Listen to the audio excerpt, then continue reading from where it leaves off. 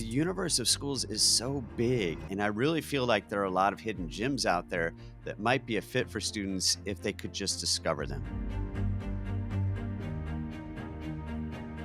College IQ is about discovery and entering filters or setting parameters that matter to you and finding schools that fit those. You can say the maximum average net price for the schools I want to look at is $40,000, or the merit scholarships is $40,000, $50,000. You can filter by all of that. Wow.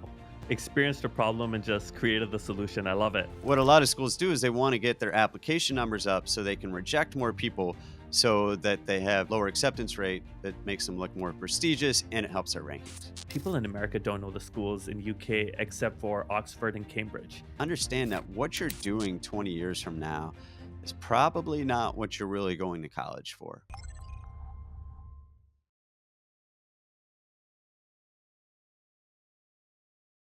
Hello, everybody. Welcome to the My Career Shop podcast. Today with me, I have Andrew Allemann, an ex-chairman of the board for the University of Texas Business Honors Program.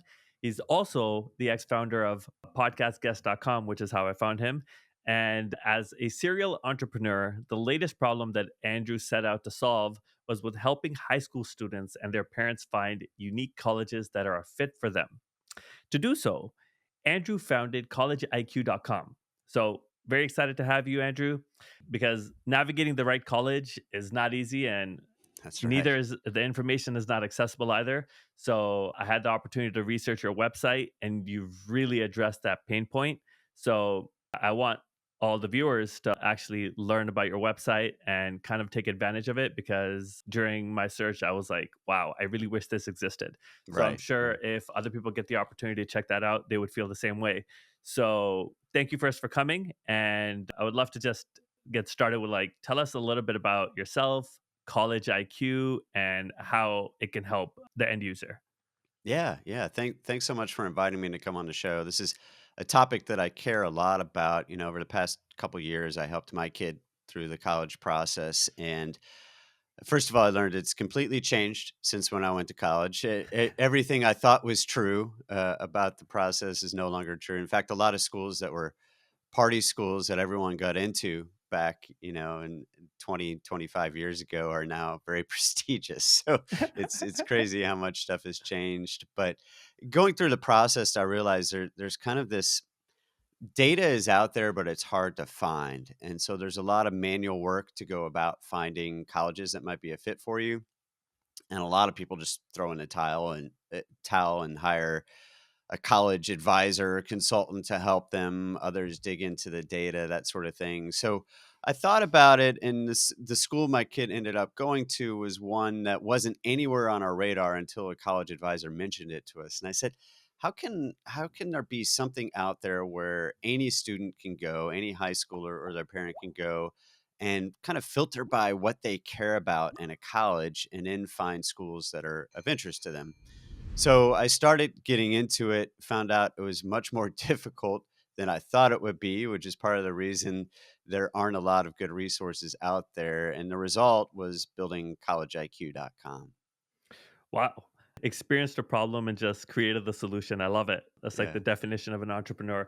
Can you tell us a little bit about College IQ? Because I've had the opportunity to research it, and I want to know. Okay, so I know just from my basic review that it sets out information about finances, it sets out information about demographics, admission rates, and a big focus of it is aid, right? Right. And so, firstly, I just love how digestible that information is. Sparks so Thank many you. ideas in my Yeah. own head. It's so easy to navigate. Everything is, you've really thought it out. So, I firstly think it's a great job. So, I understand why you put admission rates and information about financials, but can you, like, take me through why you had certain things like demographics, lifestyle? I noticed you had DEI laws, you had something about guns and all that stuff. So I'm sure you researched the product a lot more. So there's got to be a purpose behind it, right? Right. Yeah. So, one thing that I've heard a lot from talking to high schoolers over the past few years, and their parents, frankly, is how much they care about location of school, not because it's close to home or the weather's nice, which obviously can matter, but just kind of the policies and laws of that state. right? And so we did a survey back a few months ago asking high school juniors and seniors how much impact some of these social factors would have on their decision of where to go. So we asked about things like campus carry gun laws, anti-DEI laws, LGBTQIA plus friendliness, abortion laws, and just kind of overall politics. And it was surprising how many people really cared about this. I mean, the majority of students said that these all of these things would have some impact on where they went to school. And then when it came to like moderate or significant impact, in the case of, well, the top one was actually campus carry gun laws, where people are very concerned about that, which makes sense, right? This Yeah. generation grew up with active shooter drills and that sort of thing. And so it's surprising each state has different laws around this, right? And so and it applies to many of the schools in the state. It depends on if it's private or public. But and sometimes it can be surprising. For example, right now as we're recording this, all these things are subject to change. Yeah. Florida is actually fairly restrictive when it comes to guns on campus, which you might think the opposite, right? And so I wanted to make it easy for people to filter by these things if it matters to them. And you can filter by the ones that matter the most to you, right? Mhm. We're hearing a lot in the news right now about DEI, diversity, equity, and inclusion, that sort of thing. And so 12 states, again, this is very fluid, as of right now, actually have laws limiting what their schools can do, what schools in the state, especially public schools, can do when it comes to those things. And if that matters to you, one way or the other, maybe you want more restrictions, maybe you don't want more restrictions, you can filter by that to kind of exclude or better yet, find schools that maybe fit the state laws and attitudes that matter to you. So I think it's something that is very important to students right now. And I hear a lot from students and parents who are like, I won't go to this state because of this law, or I will go to this state because of their attitudes towards this and that. And I think Wow. especially younger generations care a lot about that. Well, the gun part, that makes sense. I don't think anybody wants to get shot going to school, right? So you mentioned, and we know this now, the government has changed, and so the laws are going to change. So is College IQ constantly being updated? Yes. So, in fact, just in January, we updated information about the most recent election. So, the presidential election, we show how the state voted as well as the county, because you need Mm, to keep in mind a lot of times, like I went to University of Texas in Austin, and the state itself has a Republican governor and votes Republican, but the city votes Democrat, right? And so mhm, that's important to understand. It's not just what the state policies are, although that can certainly impact, and it's certainly impacting the University of Texas right now, especially as mhm, it relates to things like DEI. mhm, But, the city, the county itself is very different. So we just updated that. We keep an eye on all the state laws, but the laws, especially around DEI and guns, are constantly changing, right? So there's mhm, kind of an update there. But as far as the core data that undersits the site, finance, admissions, student populations, demographics, we update that quarterly at mhm, least. And so a lot of sites just pull data from a government database, which is 2 years in arrears, two to mhm, three, as mhm, far as the data is concerned. So I went out and sourced, I paid a company that updates data more frequently every quarter. And so that underpin the majority of the data on the site right now is through that relationship, licensing relationship. And then there are other things that don't change too much, right? So obviously the distance to the closest airport is probably never going to yeah. change for most schools and things like Yeah. that. So those don't get updated as frequently. Mhm. So for the viewers, can you just tell them what College IQ, like what all the information that what you're trying to actually illustrate to them? So there are thousands of four-year colleges in the United States and about 1,500 that provide good data. And so those are the ones that we have in our database. And so you can filter by anything that matters to you and see schools that fit those needs. So for Mhm. example, weather. Do you want to be in a sunny place or cloudy place? I live in Seattle, so some people actually enjoy living in a cloudy place. But how much snow does it get? How close is it to a major airport? How close is it to a national park? So there are all these things you can you can look at colleges by because there's so much choice out there. And I think most families go into this process and most students go into the process thinking about only, say, the top 50 schools they've heard about, like Hmm. Harvard and Yale, the local state schools, right? Anything close by, and then maybe ones that their friends went to.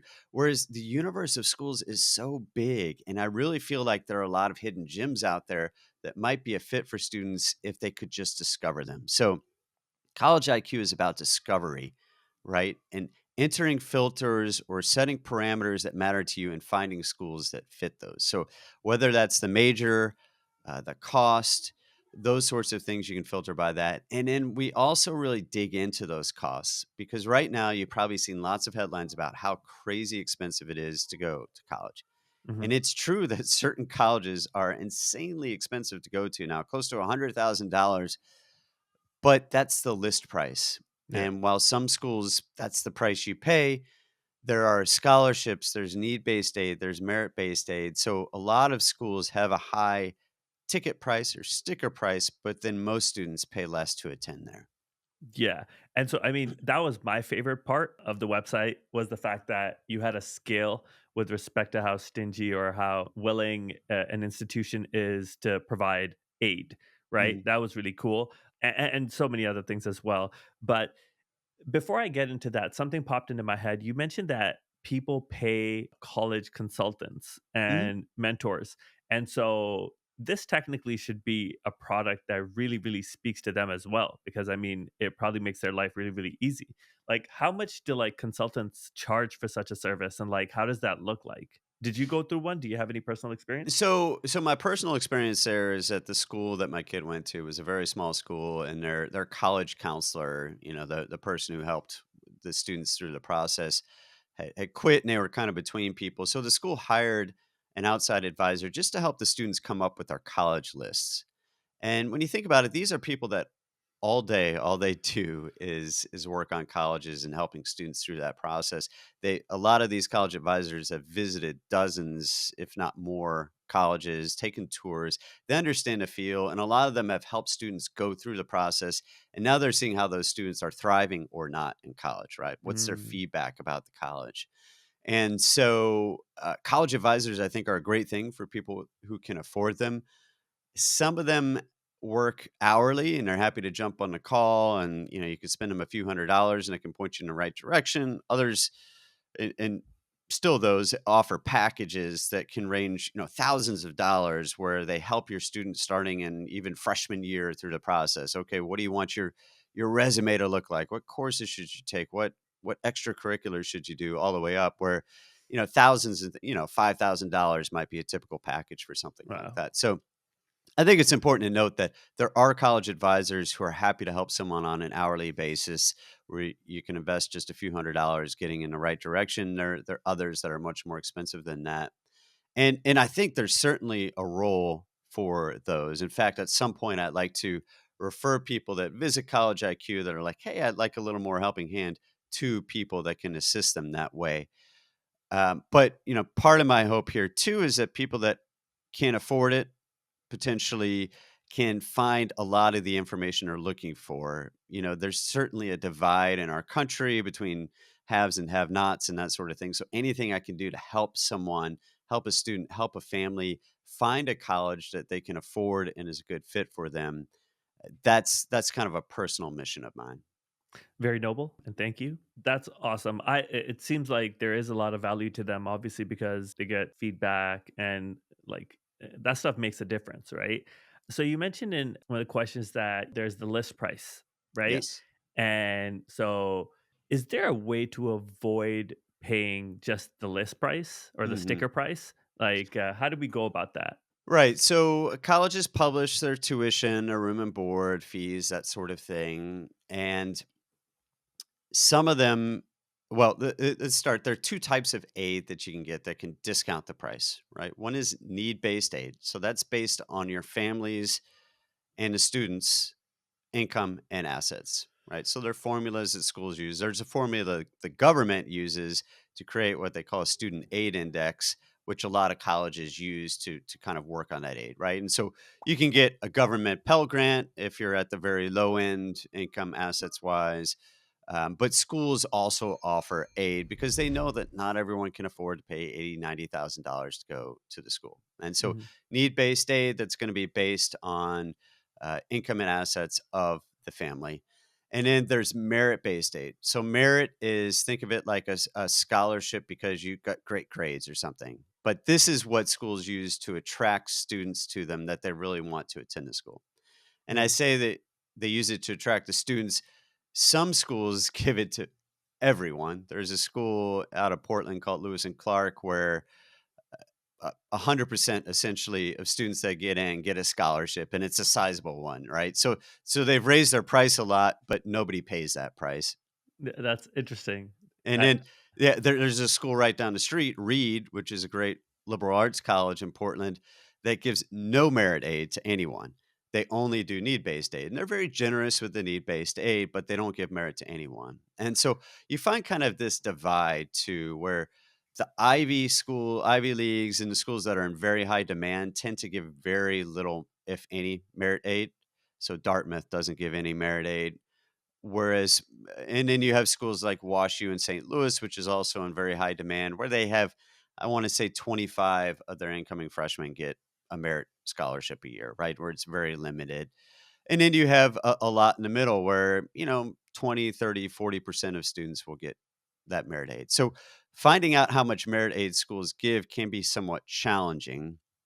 And so that's why we created this merit meter and merit price on College IQ. So we looked at how much merit aid the schools give. We ran some calculations there, and then we put them on a scale from no merit at all to very generous, where everyone gets it, right? So Reed is on the no merit side, whereas Lewis and Clark is very generous, if you will, whereas everyone gets merit aid. And we Mhm. looked at what that average package looks like, right? So we say the percentage of students who did not have any need received merit money and then how much that was on average. So you can kind of get a better feel, should I apply to the school or not? So Mhm. if you know you won't qualify for aid at Reed, and you're not willing to pay the sticker price of 80 something thousand dollars a year, then you probably shouldn't apply, right? Whereas some other schools you might be like, "Ooh, I can't afford the 80,000 a year, but it turns out I could probably go for 40 or $50,000 based on my academics and my background." So I think Mm. that's really important for students to understand. And then we also show the net price based on income level. This is how colleges report it to the government.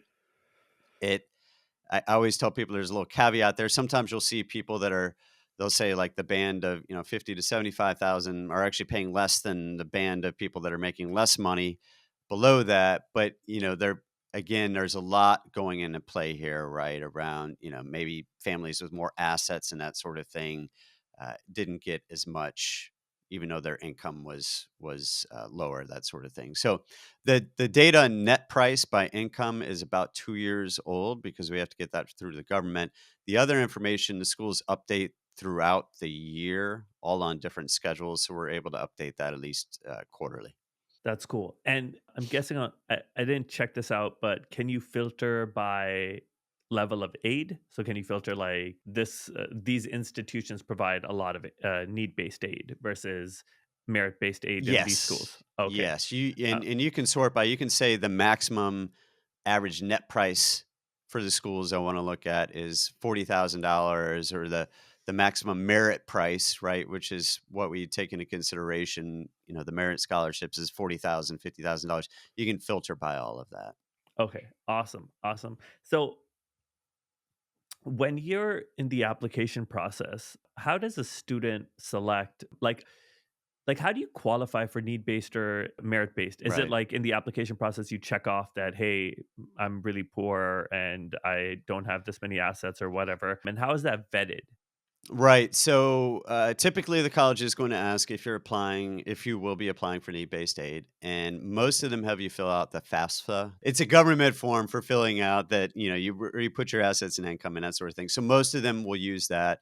There's some other schools that use a much more in depth form, but that's generally the process. And then merit aid is something that some schools have you apply specifically for merit aid scholarships, but a lot of them just consider you based on your application, right? I would say the majority of them, that's how they do it. So there are some where it's like, hey, you need to separately submit an application. There are some that where they'll also say, hey, based on what you submitted, we think you might qualify for one of these merits, but you need to do more.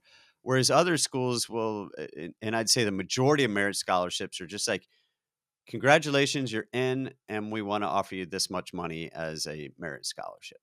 Mm. And with respect to need based, are you aware of the thresholds where someone's eligible for them? So this is a very difficult question to answer. Well, I'll say this: if you look at College IQ, you can see what the average net price was based on income levels, right? And those go up into even the low hundred thousands, where they show that people are paying less than the sticker price. I think it depends quite a bit on the school.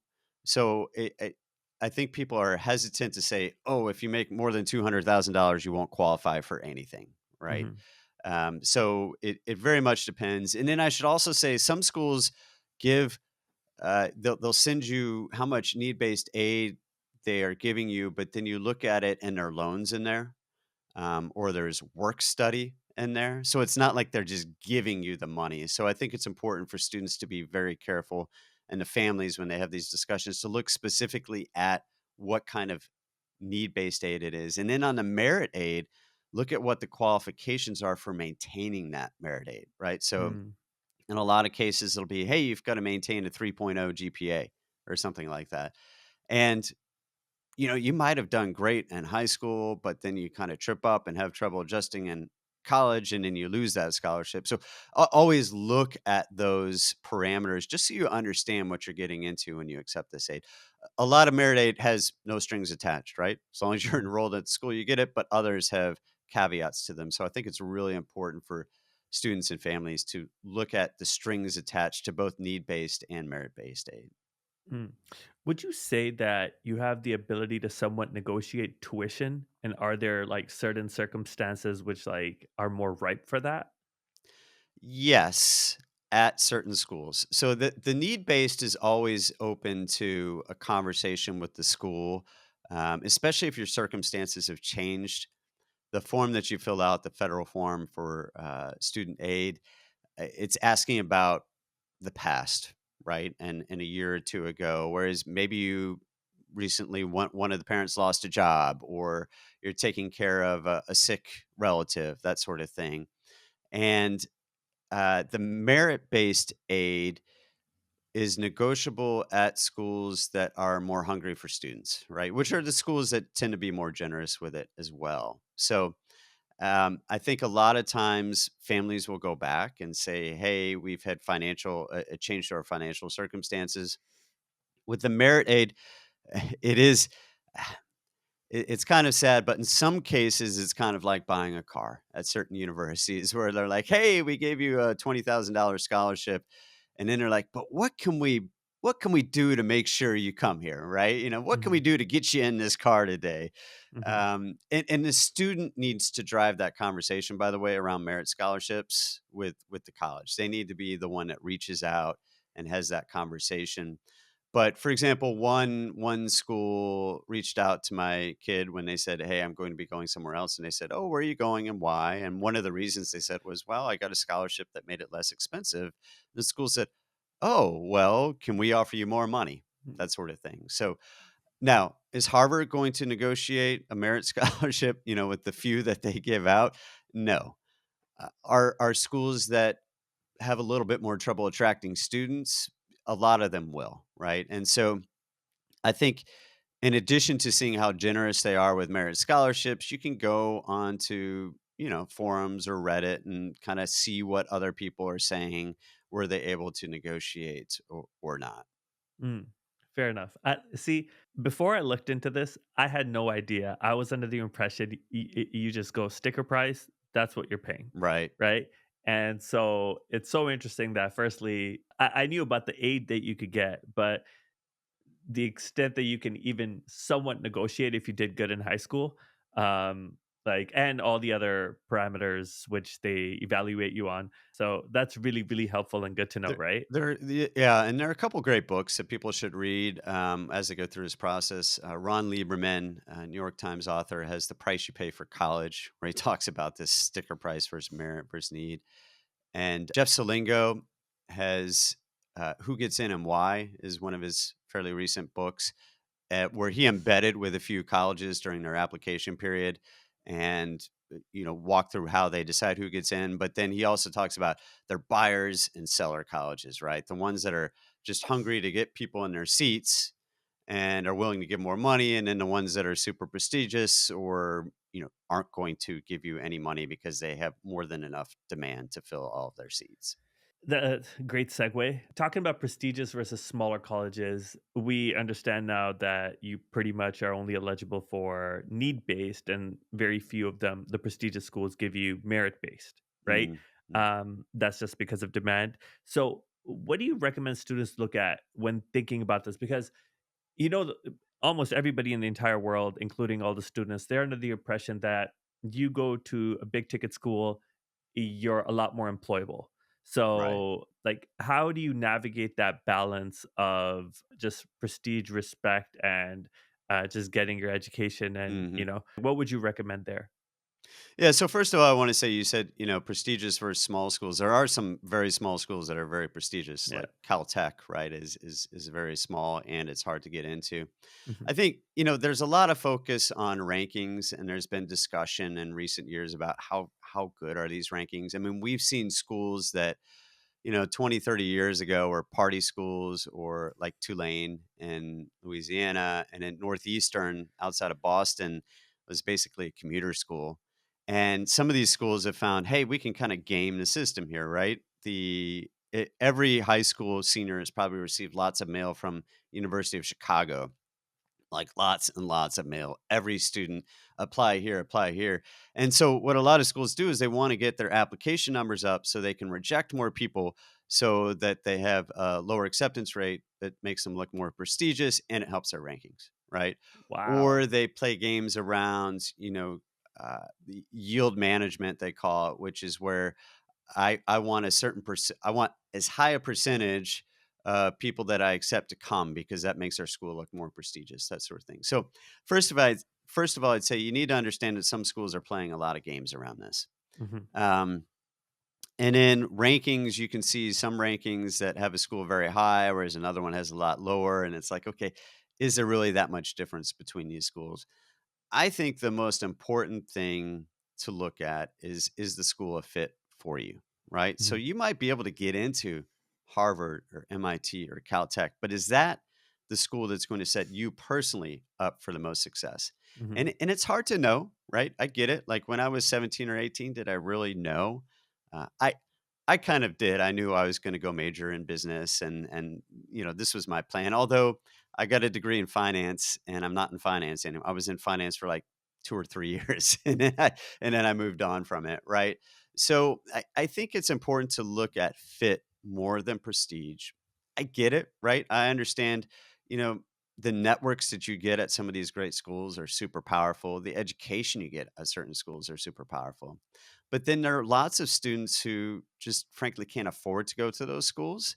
Hmm. I had an Uber driver the other day who had gotten a scholarship, or he had gotten into like several Ivy League schools, partially on a football, because of his football, um, but his family still couldn't afford to go, right? And so that person ended up going to a school that would, give him a very large scholarship and that sort of thing.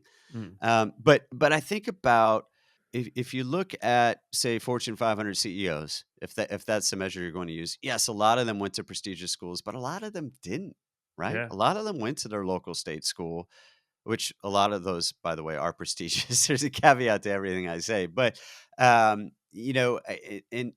so I think that I think you need to keep an open mind. Let's put it that way. First of all, can you even get into one of the top 20 or 30 schools? Only a small percentage of students can.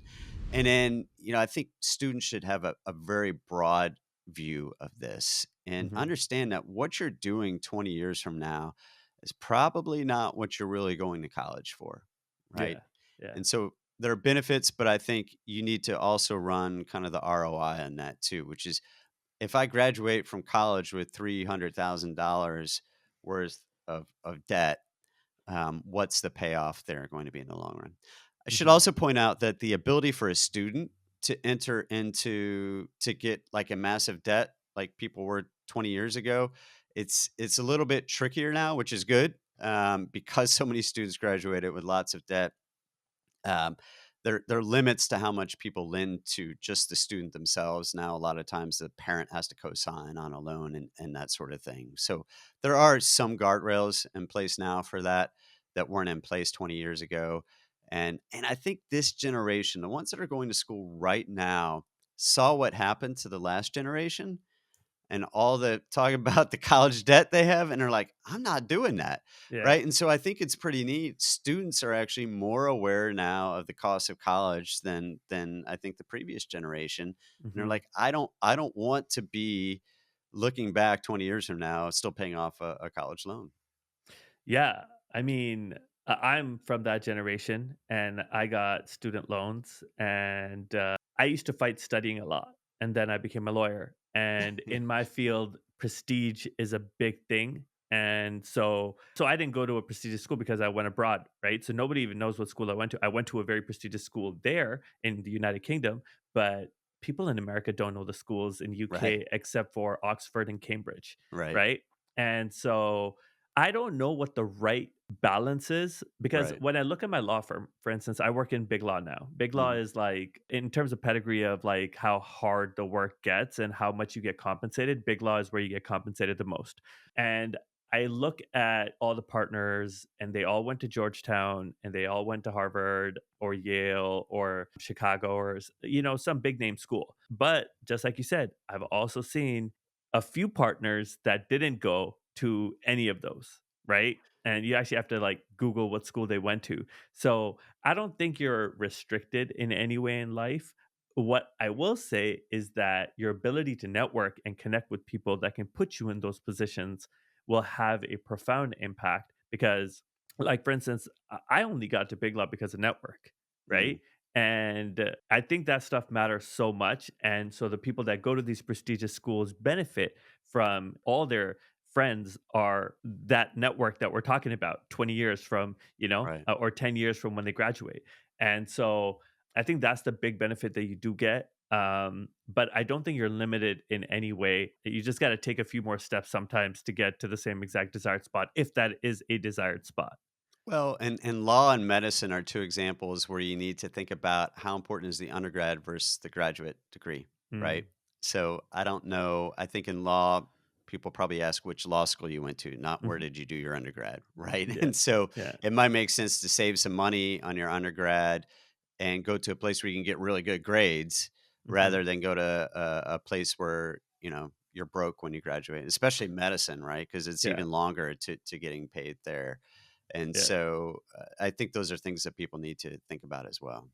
Yeah, that's such good advice, by the way. Getting good grades is more important when you're going to a postgraduate.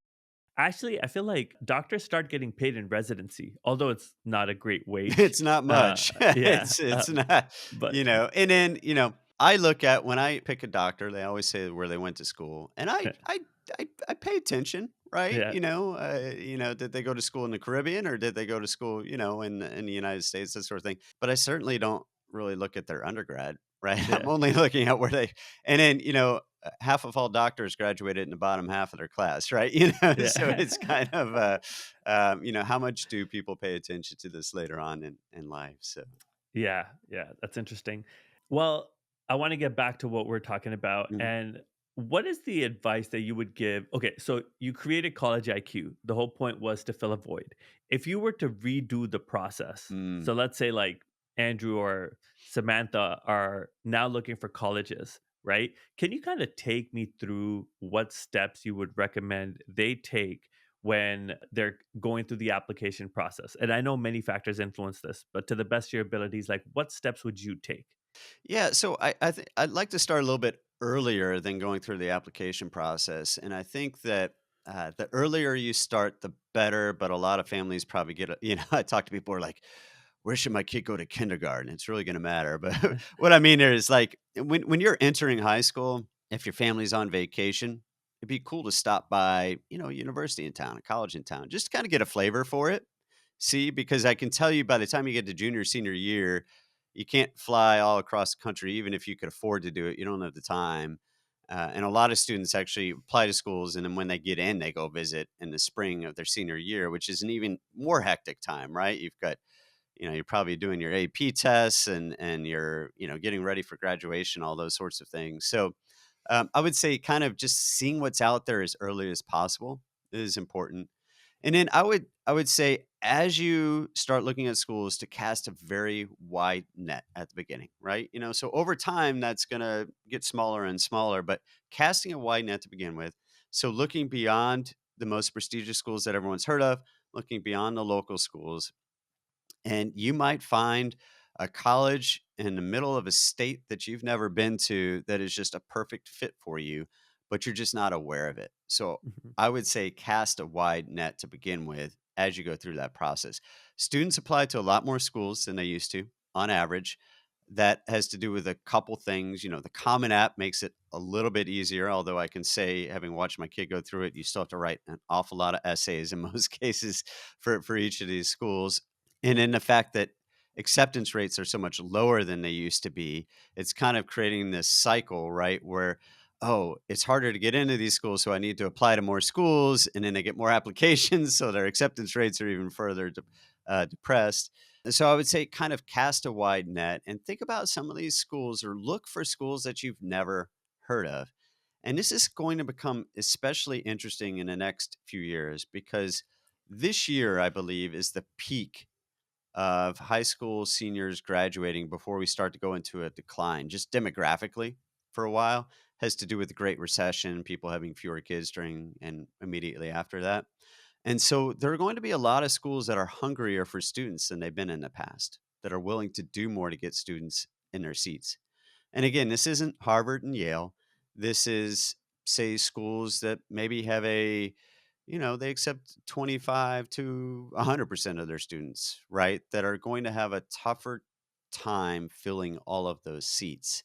And mhm. so I think there are going to be some opportunities here for students to either pay less to go to a school or to get into schools that maybe in the past were a little bit more challenging to get into.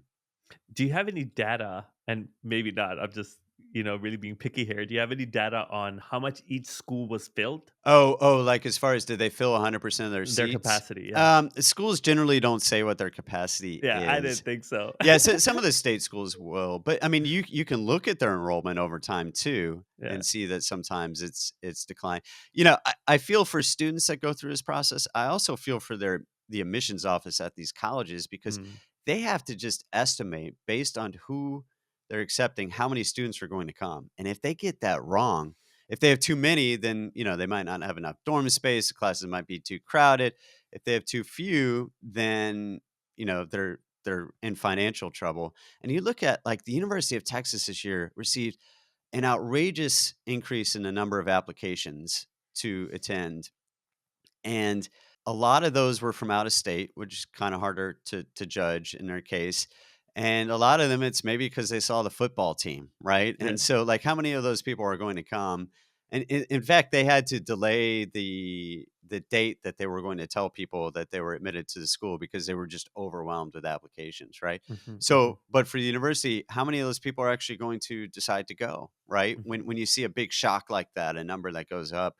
I talked to one enrollment slash admissions manager at a college, and they said during COVID one year, they expected lower acceptance rates. And in fact, a much higher yield decided to come. And all the teachers were upset because their classes were so full the next year, that sort of thing. And so it's it's a challenge, right? And it's why a lot of schools and students now look at early decision, which is where you apply to a school and you say, if you accept me, I will attend the school, mm, which is great for schools because they know that this person will attend, so they don't have to debate, what percentage will arrive. It can also be great for students too because you can apply to this school. There are two reasons it can be good. One, you can apply to a school, get an early answer, and then not have to apply to other schools. Two is that the acceptance rates tend to be higher if you do that because the school knows that you're coming. Mhm. Bunch of caveats to that. A lot of those spaces, a lot of the numbers you see are because they're filling it with, say, athletes and that sort of thing. Mhm. But there are benefits to that early decision for students as well. And now there's also early action where you can get an answer sooner as well. So there's not just one college deadline at most schools anymore. Mhm. So your advice would be start a little bit earlier, like let's say at the beginning of high school, end of middle school, and start anytime you're on vacation, just check out a school, get a feel. And then when you're actually in the more granular process, have an open mind with respect to a lot more than just the big ticket, big name schools, right? Yes. And Yeah, I then think that's a like, good summary. and then hone in on, based on so many different factors, which college IQ can help you do. And then maybe even consider like an advisor to help you really, really narrow it down. Yeah, and a lot of that has to do with, I look at some high schools, let's say there are 500 people in a graduating class, they might have like five college counselors, right? So each of those people has 100 students, which is a lot. And then you look at others, and it's like they have one or two for those 500, right? So you're definitely not getting the support you need at that Hmm. school. And Yeah. so then can your family or friends provide that support? And then does it make sense? Do you have the financial means to hire a college advisor? I have Hmm. heard some people say, "Hey, it doesn't seem right.